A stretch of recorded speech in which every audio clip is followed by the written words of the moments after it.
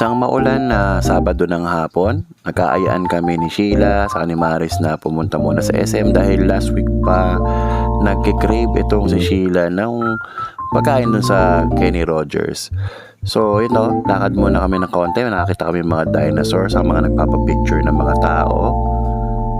Yan. And yun nga, bago mag-grocery, dumaan muna kami sa Kenny Rogers. Tapos o-order kami nung seasonal na pagkain nila, yung chimichurri. So, tingin muna tayo ng mga side dishes, konting pa-picture. And, mukhang gutom na nga yung dalawa. Ako, yan, patistis ng konti ng buhok. And, dumating na nga, iced tea muna.